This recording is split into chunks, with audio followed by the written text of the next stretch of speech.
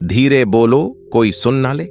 ये बात हम सबके कानों में पड़ी होगी और हमारे मुंह से भी निकली होगी, लेकिन सोचने की बात यह है कि ये वाक्य कब कब हमारे मुंह से निकलता है और कब कब हमारे कानों में पड़ता है, क्योंकि ऐसे कम ही गुप्त राज होते हैं जो हम दूसरों के कानों में पड़ने नहीं देना चाहते। अक्सर परिवार में अशांति का कारण हम स्वयं ही होते हैं। हम इस बात को देख पाए या भले ना देख पाए, पर यह असल सत्य है, क्योंकि जाने अनजाने मूर्खतावश हम खुद ही अपनी वो बातें दूसरों को बता देते हैं जो हमें कभी नहीं बतानी चाहिए, और वही बातें जो जाने अनजाने में हमने किसी दूसरे के सामने बता दी थी, वही हमारे दुख का कारण बन जाता है, वही हमारे झगड़े का कारण बन जाता है। और फिर बाद में हमें पछतावा होता है कि मुझे ये बात किसी को बतानी नहीं चाहिए थी, मेरी ही गलती हुई कि मैंने जाने अनजाने में ये बात सभी को बता दी। इसीलिए आज की ये जो बौद्ध कहानी मैं आपको सुनाने वाला हूं, उसे सुनने के बाद आपको 7 ऐसी बातें पता चलेगी जो आपको कभी किसी को नहीं बतानी।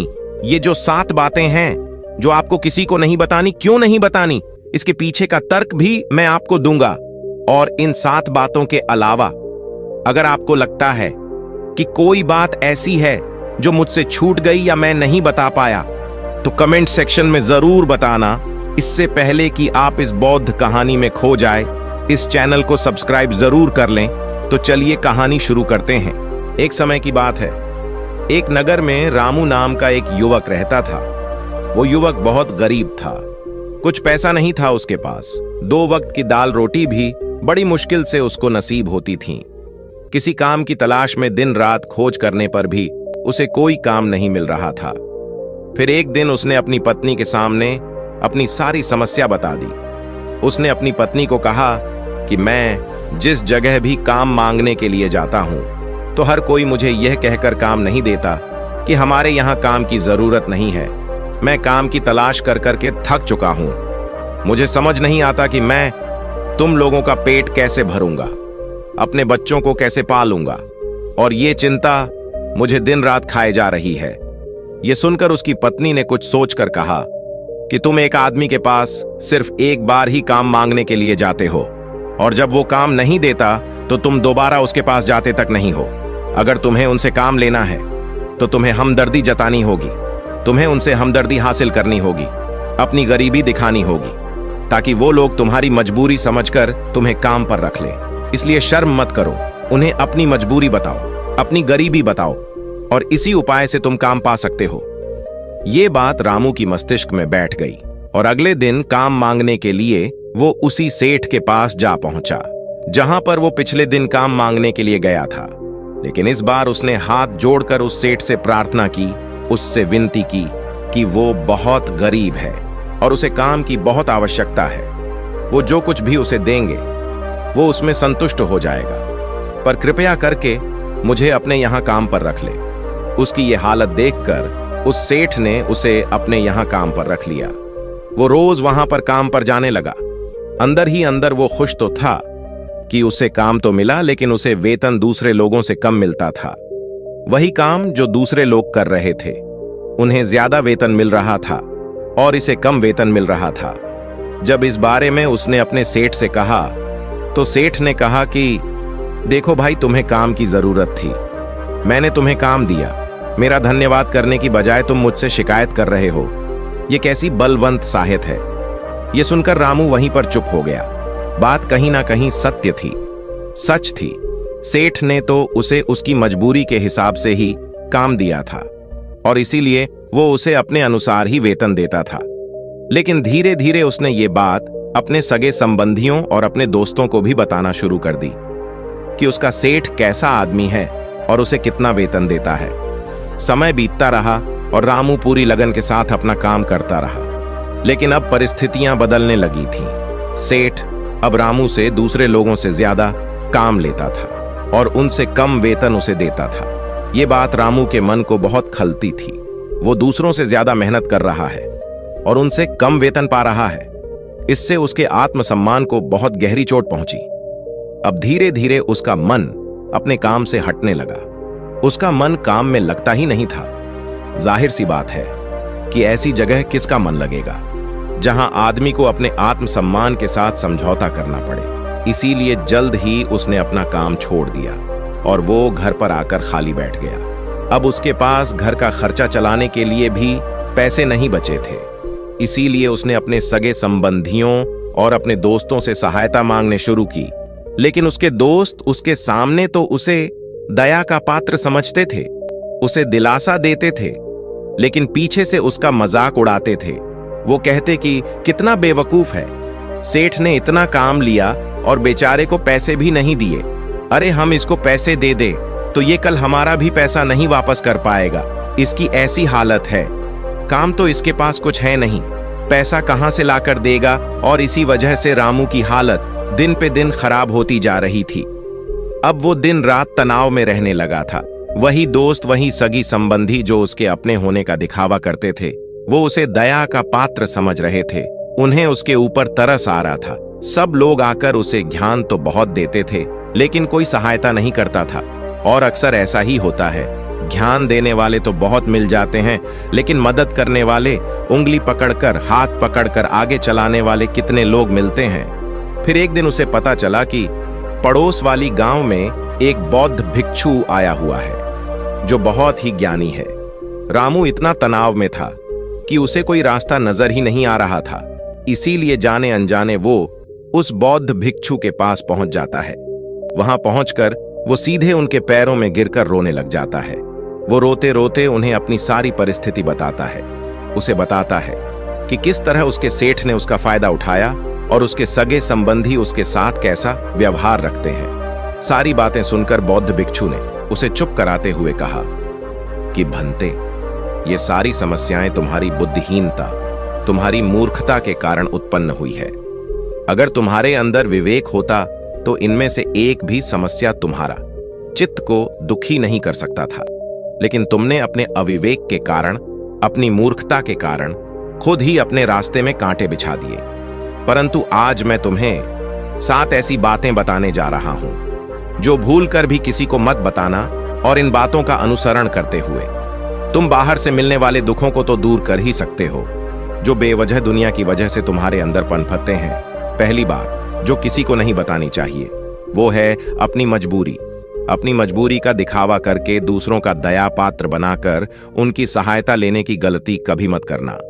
हो सकता है कि आज वो तुम्हारी मजबूरी देखकर तुम्हारी सहायता कर दे, लेकिन कल वो तुम्हारा फायदा उठाने से भी नहीं चुकेगा, और अगर फायदा भी नहीं उठाया तो दूसरों के सामने तुम्हारा मजाक बनाने में वो आदमी कभी नहीं झुकेगा। इसीलिए कभी भी अपनी मजबूरी का दिखावा मत करो। अगर घर में 2 रोटी है, सूखी रोटी है, तो वहीं खाकर सो जाओ, लेकिन दूसरों को इसके बारे में भनक तक नहीं लगनी चाहिए। जरा आप खुद सोचो, मजबूरी बताने का क्या प्रयोजन होता है एक इंसान का? या तो वो दूसरों से सहानुभूति हासिल करना चाहता है या उनसे कोई आर्थिक मदद चाहता है। लेकिन अगर दोनों ही परिस्थितियां आप देखें तो दूसरा आदमी आपका फायदा उठाने से नहीं चुकेगा, और अगर वो फायदा नहीं भी उठाएगा तो अपनी नजर में तो वो आपको मूर्ख ही समझेगा, बेवकूफ समझेगा, और दूसरों के सामने आपका मजाक तो जरूर बनाएगा। इसीलिए अपनी मजबूरी के बारे में कभी किसी को मत बताना। दूसरी बात जो किसी को भी नहीं बतानी चाहिए वो है अपनी अतीत की गलतियां और भविष्य की रणनीतियां। जरा सोचो कि अगर हम अपने अतीत की गलतियां किसी दूसरे को बताते हैं तो उसका क्या प्रभाव होगा? वो गलतियां ठीक तो नहीं की जा सकती, जाहिर है, तो उन्हें बताने का क्या प्रयोजन रह जाता है? आप अपने अंधेरे पक्ष को खुद दुनिया के सामने बता रहे हो, खुद अपनी गलतियां दूसरों के सामने बता रहे हो। इससे उस आदमी की नजर में आपका एक चरित्र घटित हो जाएगा और वो भविष्य में हमेशा आपको उसी नजरिए से देखेगा। इसीलिए किसी भी आदमी की नजर में अपना चरित्र गठित मत होने दो, और जरा सोचो कि आप व्यर्थ में ही अपने भविष्य की रणनीतियां दूसरों के सामने बता रहे हो। जो लोग आपके काम का हिस्सा ही नहीं है, उनके सामने अपने भविष्य की रणनीतियां, अपनी डींगे हाँकने का क्या फायदा? वो लोग आपकी सहायता तो नहीं करेंगे, लेकिन आपकी भविष्य की रणनीतियों में बाधा जरूर बन सकते हैं। आप खुद अपनी विवेक का इस्तेमाल करिए और सोचिए कि आपके साथ भी ऐसा हुआ है कि आपने अपनी भविष्य की रणनीति किसी को बताई हो और वो कामयाब ही ना हुई हो। जरूर हुआ होगा, जरा गौर से सोचिए।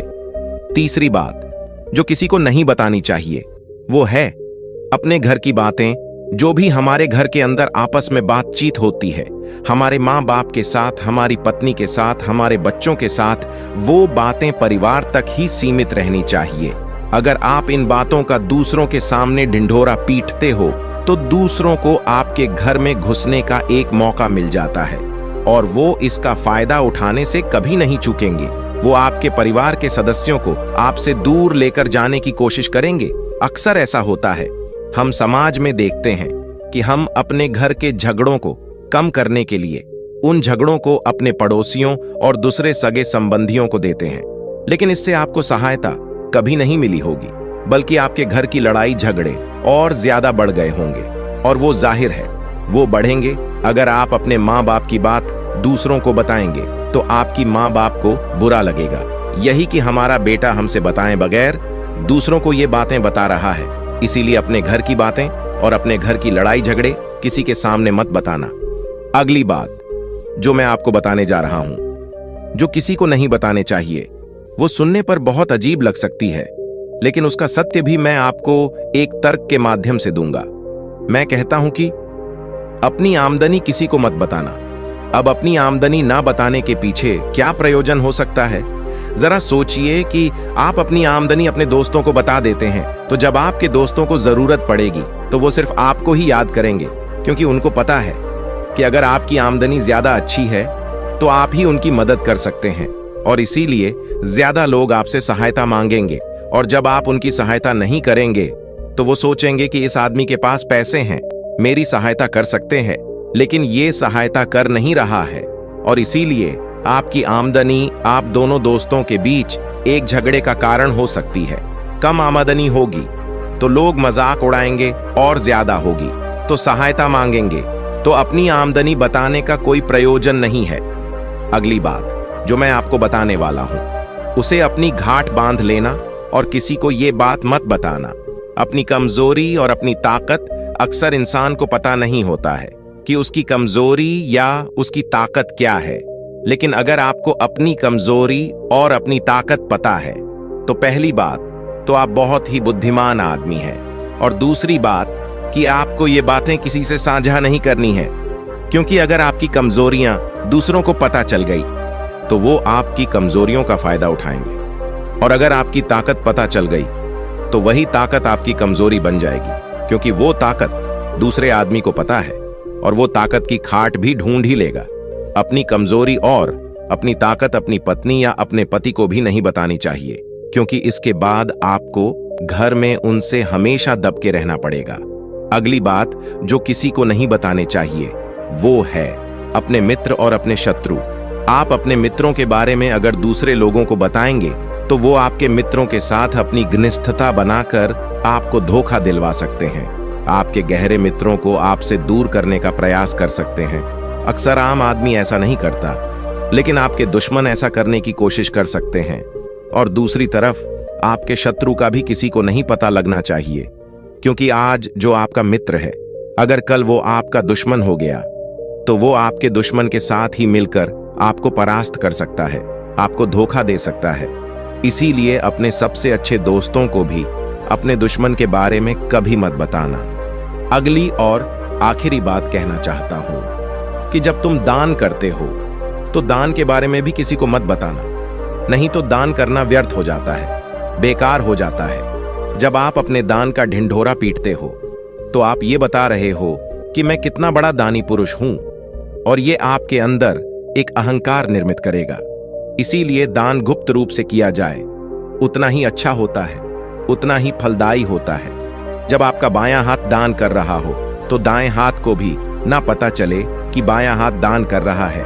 ये 7 बातें जो बौद्ध भिक्षु ने रामू को बताई, इनमें संसार के सभी सिद्धांत छिपे हुए हैं। इन बातों का अनुसरण करते हुए आप अपने घर में सुख शांति बना सकते हैं और घर के झगड़े हमेशा के लिए दूर कर सकते हैं। आप इन बातों के बारे में अपने विवेक से भी सोचेंगे तो आपको ये बातें सच मालूम पड़ेंगे। और हमारा कहानी सुनाने का मकसद यही है कि आपका विवेक जागृत हो, आप खुद उन बातों के बारे में सोचें जो हम आपको बता रहे हैं, और अगर हम गलत हैं तो आप कमेंट सेक्शन में वो बात जरूर बताएं जिस पर हम गलत हैं। और इनके अलावा भी अगर आप कुछ जानते हैं तो उन बातों को भी कमेंट सेक्शन में जरूर डालें। तो दोस्तों, आज के वीडियो में बस इतना ही। उम्मीद है आपको यह वीडियो पसंद आई होगी। अगर पसंद आई होगी तो वीडियो को एक लाइक करना मत भूलिएगा। ओम बूम बुद्धाय नमः, ओम बूम बुद्धाय नमः, ओम बूम बुद्धाय नमः।